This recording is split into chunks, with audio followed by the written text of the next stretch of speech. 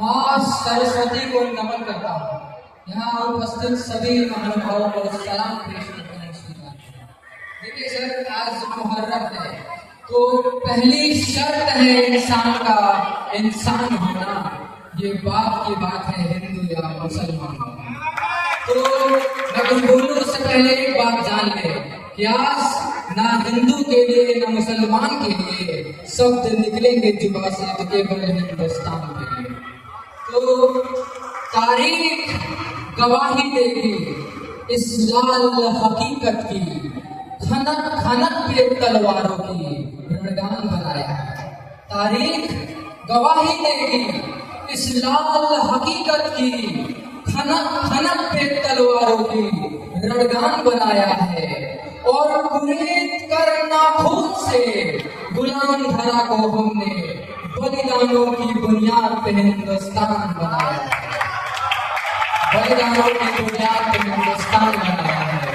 और देखिए 78 साल का आजाद हिंदुस्तान, मैं बस 2 पंक्तियां पढ़ रहा हूँ।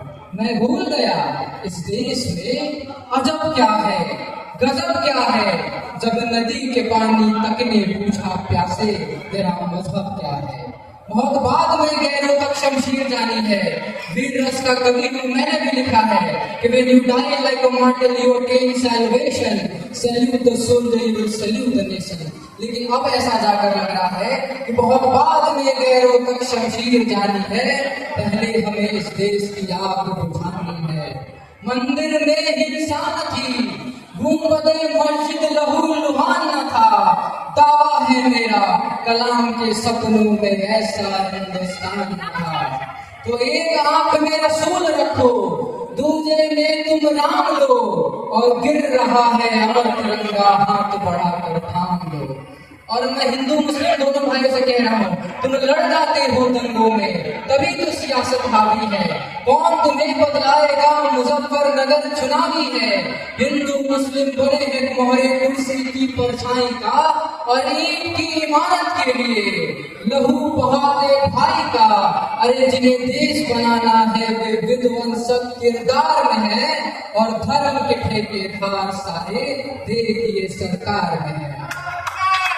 और देखिए सर, जब तक बहुत चला है नफरतों का, एक हिंदू माँ का बेटा पढ़ रहा है अपने मुसलमान भाई की शाम में, शायद कौमी कभी ये था साबित हो जाए इस भीड़ के बीच में कि कोई दुनिया बदल देता है अपनी आदत के वास्ते, कि कोई दुनिया बदल देता है अपनी आदत के वास्ते, कोई दुनिया लुटा देता शहादत के वास्ते। और नमाज अदा करते समय जब होने लगी बरसात, हवा ने बादल उड़ा दिए इबादत के वास्ते, हवा ने बादल उड़ा दिए इबादत के वास्ते। देखिए यहाँ ये युवा पीढ़ी है, क्या ये युवा पीढ़ी सिर्फ इश्क मोहब्बत करना जानती है? क्या वो भगत सिंह वाला जो जज्बा वो जुनून में रखती है? क्योंकि खुदा ने दिल में इबादत के लिए इश्क दिया है तो रगों में इनकलाब वाला खून भी दिया है। मैं उस खून को चुनौती देता हूँ, सुनिएगा।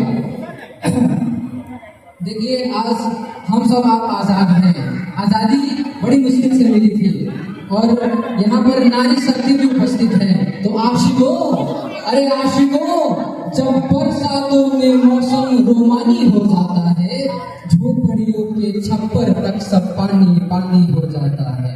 उसकी जुल्फ का बिखरना जब आपकी उम्मीद बन जाता है, सरहद पार जब कोई जवान शहीद हो जाता है, तो इश्क की दरख्त पे लिखने वालों, हिंद की शाख पे लिखता हूँ, और भूख से मर गया बच्चा जिसका उस माँ की आंख पे लिखता हूँ।